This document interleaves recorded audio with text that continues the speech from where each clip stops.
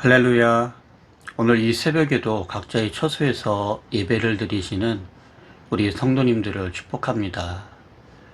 하늘의 양식을 통해서 오늘 이 새벽에도 우리 영혼이 공급함을 받고 하나님의 말씀을 통해서 쉼과 위로를 누리시는 귀한 시간 되기를 시간 축복합니다. 하나님께서 오늘 우리에게 허락해 주신 말씀은 예레미야서 43장 1절로부터 13절까지의 말씀입니다. 제가 예레미야서 43장 1절로부터 13절까지의 말씀을 읽어드리겠습니다. 예레미야가 모든 백성에게 그들의 하나님 여호와의 말씀 곧 그들의 하나님 여호와께서 자기를 보내사 그들에게 이르신 이 모든 말씀 말하기를 마치니 호사의 아들 아샤랴와 가레의 아들 요하난과 모든 오만한 자가 예레미야에게 말하기를 내가 거짓을 말하는도다. 우리 하나님 여호와께서 너희는 애굽에서 살려고 그리로 가지 말라고 너를 보내어 말하게 하지 아니하셨느니라. 이는 네리야의 아들 바룩이 너를 부추겨서 우리를 대적하여 갈대아 사람의 손에 넘겨 죽이며 바벨론으로 붙잡혀 가게 하려 함이라. 이에 가레의 아들 요하난과 모든 군 지휘관과 모든 백성이 유다 땅에 살라 하시는 여호와의 목소리를 순종하지 아니하고 가레의 아들 요하난과 모든 군 지휘관이 유다의 남은 자 곧 쫓겨났던 여러 나라 가운데에서 유다 땅에 살려 하여 돌아온 자 곧 남자와 여자와 유아와 왕의 딸들과 사령관 누부사라단이 사반의 손자 아이감의 아들 그다랴에게 맡겨둔 모든 사람과 선지자 예레미야와 네리의 아들 바룩을 거느리고 애굽 땅에 돌아가 다바네스에 이르렀으니 그들이 여호와의 목소리를 순종하지 아니함이러라. 다바네스에서 여호와의 말씀이 예레미야에게 임하여 이르시되 너는 유다 사람의 눈앞에서 내 손으로 큰 돌 여러 개를 가져다가 다바네스에 있는 바로의 궁정 대문의 벽돌에 쌓은 축대의 진흙으로 감추라. 그리고 너는 그들에게 말하기를 만군의 여호와 이스라엘 하나님께서 이와 같이 말씀하시되 보라 내가 내 종 바벨론의 느부갓네살 왕을 불러오리니 그가 그의 왕자를 내가 감추게 한 이 돌들 위에 놓고 또 그 화려한 큰 장막을 그 위에 치리라. 그가 와서 애굽 땅을 치고 죽일 자는 죽이고 사로잡을 자는 사로잡고 칼로 칠 자는 칼로 칠 것이라. 내가 애굽 신들의 신당들을 불사르니라. 느부갓네살이 그들을 불사르며 그들을 사로잡을 것이요 목자가 그의 몸에 옷을 두름같이 애굽 땅을 자기 몸에 두르고 평안히 그곳을 떠날 것이며 그가 또 애굽 땅 베스메스의 석상들을 깨뜨리고 애굽 신들의 신당들을 불사르리라 하셨다 할지니라 하시니라. 아멘. 잠시 기도하겠습니다.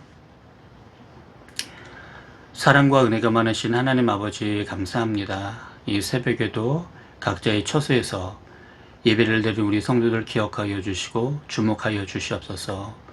오늘도 하늘의 이 생명 양식을 통하여서 우리 영혼이 살아나며 회복되게 도와주시고 이 말씀 붙잡고 오늘 하루도 능히 믿음으로 지키며 승리할 수 있도록 도와주시옵소서.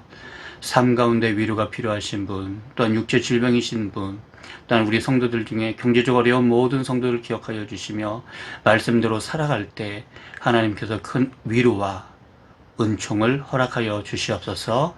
모든 걸 주님 앞에 부탁드리오며 살아계신 예수 그리스도 이름으로 감사하며 기도드렸습니다. 아멘. 할렐루야. 반갑습니다. 오늘 본문은 예루살렘이 함락될 당시로부터 이후 몇 년 사이에 발생했던 사건들과 예언들을 다루고 있는 39장부터 45장의 연속 부분입니다.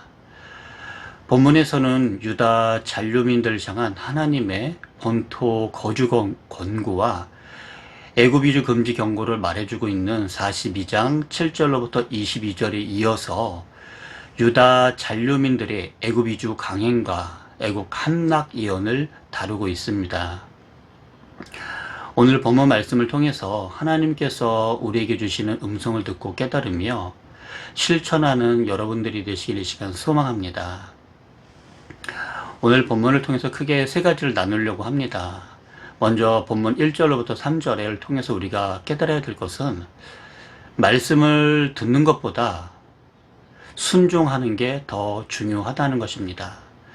아마 이 자리에 있는 저나 각자의 처소에서 예배를 드리신 모두 성도님들 중에서도 주님의 음성, 하나님의 음성을 듣고자 부단히 아마 노력을 했을 것입니다. 또한 그와 관련된 많은 서적들도 아마 보았을 것입니다. 그렇지만 우리가 하나님의 음성을 듣는 것보다 더 중요한 것이 있는데 그것은 바로 하나님의 말씀에 순종해야 된다는 것입니다. 인류학에서는 운명인과 미개인을 언어구사 능력으로 평가할 때가 있습니다. 구사할 수 있는 어휘가 500단어 미만이면 미개인, 3000단어 이상이면 시민, 3만 단어 이상이면 소위 지성인이라고 합니다. 사람들은 단어의 개념이 명확하고 언어구사 능력의 폭이 넓을 때 그만큼 폭넓은 생각과 깊은 의미를 전달하게 됩니다. 우리의 말은 언어에 해당하여 사람들과 대화하고 나의 의사를 상대방에게 전달하는 목적으로 사용합니다. 언어 사용의 목적은 나의 의사를 전달하는 데 있지만 더 중요한 것은 말을 듣고 지키는 데 의의가 있습니다. 그런데 사람들은 말이 눈에 보이지 않는다고, 아무도 듣지 않는다고, 세금을 안 내고 미천도 안 듣는다고 함부로 이야기하고 지키지 않습니다. 이스라엘 민족에게 있어서 하나님의 말씀을 듣는 것은 굉장히 중요합니다. 신명기 6장 3절 상반절을 보게 되면 이스라엘아 듣고 삼가 그것을 행하라 라고 하나님께서 말씀하십니다. 또한 신명기 6장 4절 보게 되면요, 이스라엘아 들으라 우리 하나님 여호와는 오직 유일한 여호와시니 라고 성경은 우리에게 말씀합니다. 여기서 듣다라는 원어는 쉐마인데 쉐마 샤마라고 말하면서 그 뜻은 듣다, 경청하다, 순종하다의 뜻을 가지고 있습니다.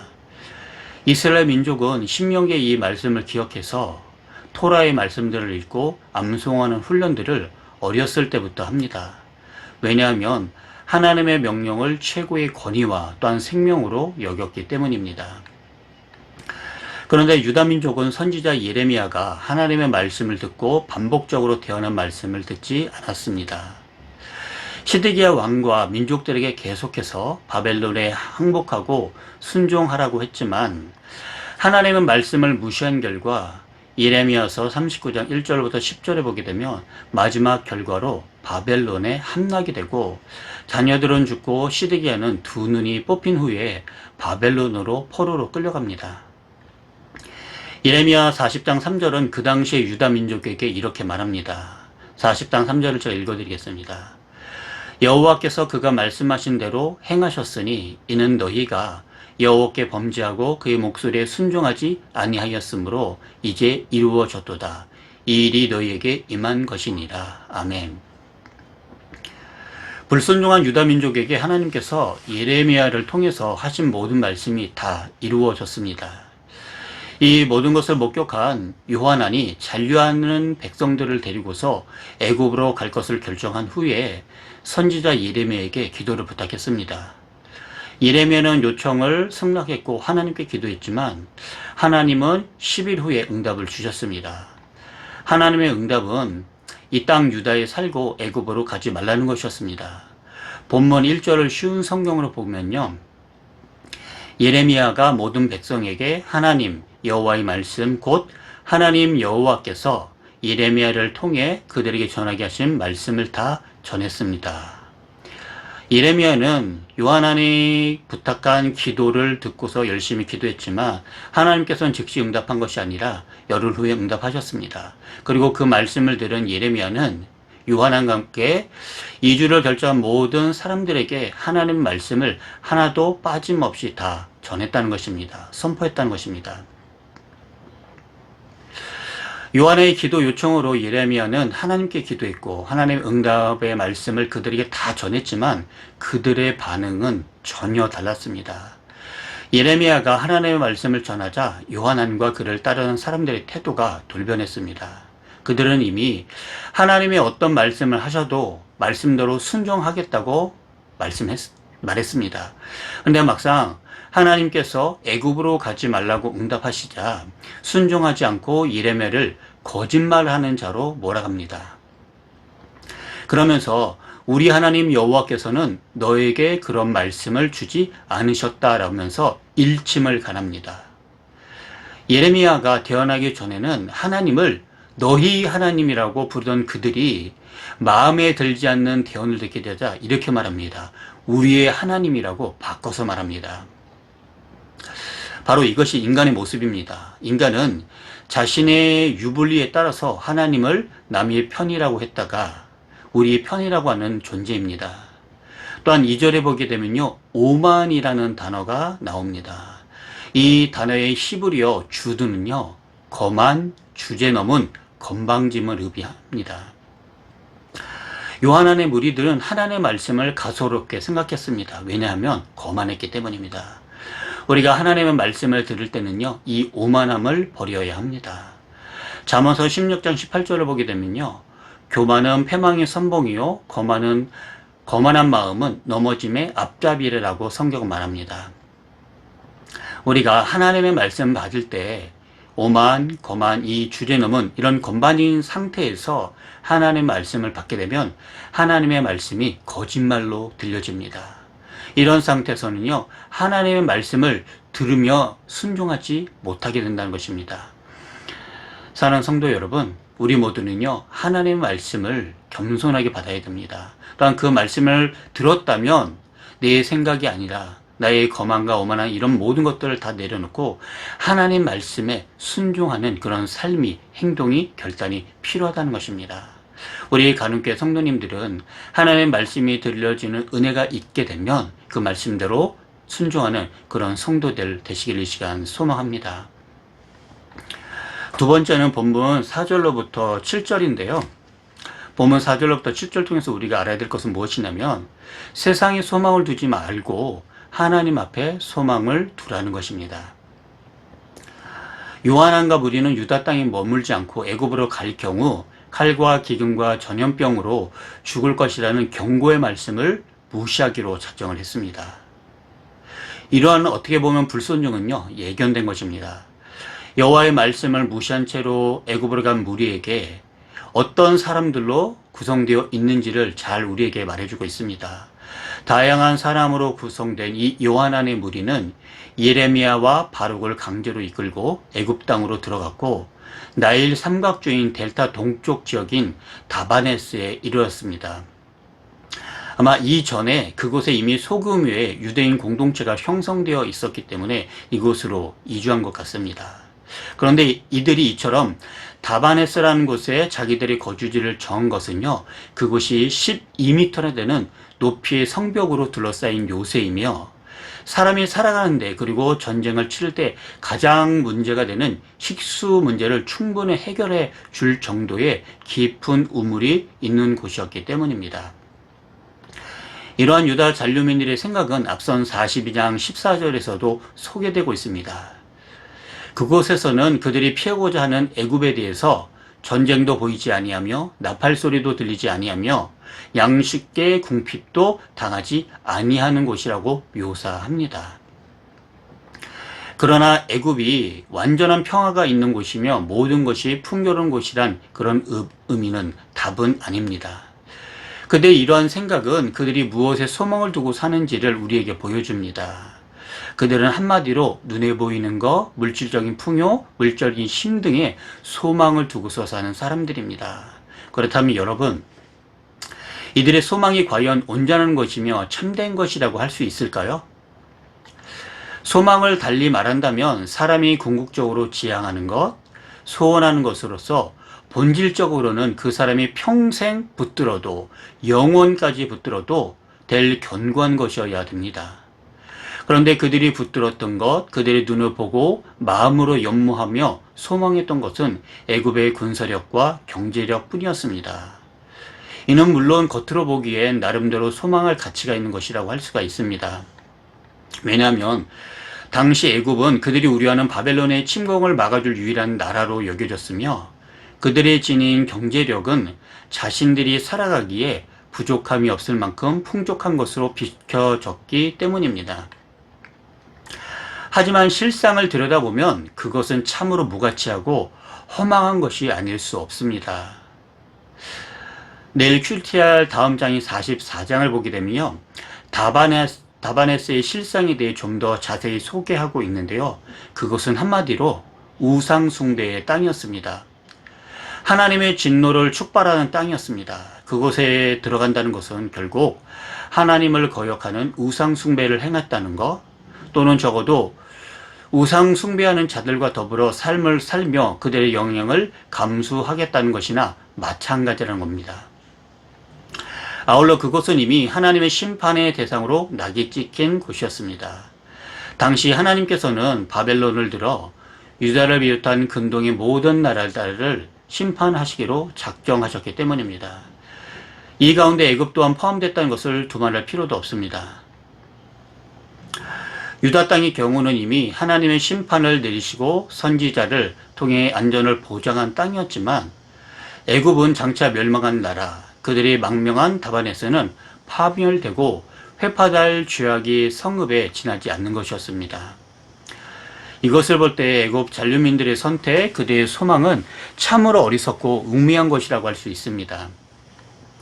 사랑하는 성도 여러분, 우리는 말씀을 통해 멸망할 세상, 죄악으로 얼룩진 세상의 물질, 번영 등의 소망을 두고 사는 자가 얼마나 비참한 결과를 맞이할 것인가를 알아야 합니다. 그리고 유다 잔류민들이 마땅히 서야 할 곳이 죄악 세상, 하나님의 말씀에 거역하는 것을 상징하는 땅, 다바네스가 아니라 하나님의 말씀에 순종하는 것, 하나님의 뜻을 따르며 그 말씀의 인도를 받으며 하나님과 동행하는 것에 있음을 가슴 깊이 새겨야 할 것입니다. 물론 우리가 하나님의 뜻에 따르고 순종하는 것, 세상의 유혹을 이기는 것은 그렇게 쉬운 것만은 아닙니다. 그만큼 세상의 유혹은 강렬하고 매력적으로 보이며 확실한 장래를 보장해 줄 것처럼 보이기 때문입니다. 하지만 그것은 헛된 것, 곧 멸망할 것에 지나지 않습니다. 우리에게 참되고 유일한 소망은 오직 말씀을 신뢰하며 그에 순종하는 것입니다. 신실하신 하나님께서는 여러분들이 그분의 말씀을 신뢰하고 순종할 때 그 선택이 결코 후회스럽지 않고 복되고 가치 있는 것임을 보여주실 것입니다. 여러분 모두 세상의 것에 소망을 두지 마시고 하나님께 소망을 두시는 성도 되시기를 이 시간 축복합니다. 마지막으로 본문 8절로부터 13절을 통해서 우리가 깨달아야 될 것은 무엇이냐면 힘들고 고통스러운 곳에서도 해야 할 사명이 있다는 것입니다. 그리스도인은 자신이 원하지 않는 곳에 가야 할 때가 있습니다. 그것은 힘들고 고통스러운 일입니다. 그러나 그곳에서도 해야 할 사명이 있습니다. 세상을 살아가다 보면 하나님의 말씀을 거절하는 무리들이 다수를 차지할 때가 있습니다. 예레미야처럼 억지로 끌려가 할 때가 생길지도 모릅니다. 그러나 하나님은 거기서도 예레미야에게 말씀하십니다. 예레미야에게는 애굽이 힘들고 고통스러운 곳이지만 해야 할 사명이 있는데 그것은 바로 하나님의 말씀을 요한함과 일행에게 선포하는 것입니다. 바벨론에게 예루살렘에 함락되고 하나님의 말씀에 불순종 가운데 애굽으로 피난 온 자기 동족에게 다시 심판의 말, 저주의 말을 한다는 것은 참으로 어려운 것입니다. 하지만 예레미야는 선지자로서 하나님의 사명을 지켜나갑니다. 예레미야 바룩은 요한한 일행에 붙잡혀 애굽까지 끌려갔습니다. 요한한 일행은 완악하고 교만한 마음으로 자신들의 결정을 끝까지 굽히지 않습니다. 그들은 애굽에 대한 환상을 버리지 않았고 하나님의 말씀에 정면으로 도전했습니다. 하나님은 당신의 뜻에 끝까지 거역하는 교만한 자를 대적하시는 분이십니다. 애굽 다바네스로 강제 이주된 예레미야에게 하나님 말씀이 다시 한번 임합니다. 이제 그들은 하나님이 가지 말라고 말씀하신 재앙의 현장 애굽에 서 있습니다. 재앙의 현장에서 하나님은 임박한 재앙을 다시 한번 선포합니다. 예레미야는 큰 돌 11개를 가져다가 바로의 궁정 대문에 축대 감출 것입니다. 그것은 바벨론 누부갓네살이 와서 애굽을 멸망시키고 감춘 돌 위에 누부갓네살이 장막을 세우려는 상징적 행동입니다. 사랑하는 성도 여러분, 유다 잔류민들이 지닌 문제점이 혹시 무엇인지 아십니까? 그들은 마땅히 불행하고 비참한 과거를 반드시 타산지석으로 삼고 그거를 거울 삼아서 자신들의 미래를 여는 통로로 삼았어야 합니다.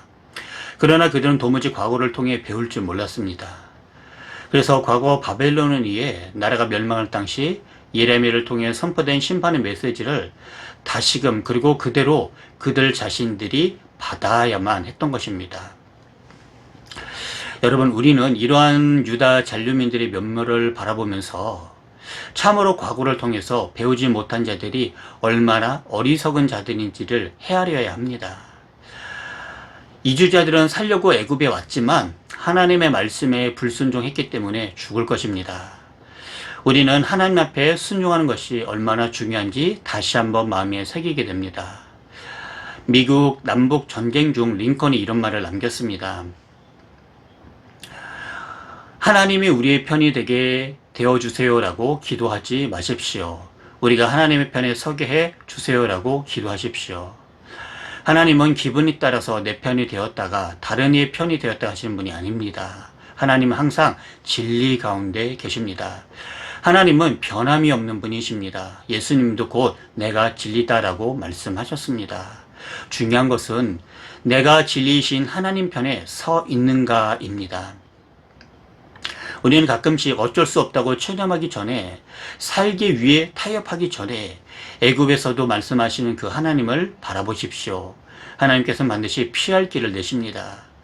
애굽과 같은 세상에서 하나님의 말씀을 따라 사는 삶은 예레미야의 행동처럼 보일지도 모릅니다. 그러나 반드시 말씀대로 이루신다는 것을 믿는 사람은 애굽의 권세와 반대자들 앞에서도 말씀에 순종합니다.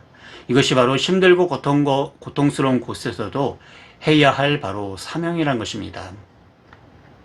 그러면 하나님께서 머물라고 말씀하신 땅이라면 그곳이 어디일지라도 그곳에서는 하나님의 은혜와 축복이 있게 됩니다.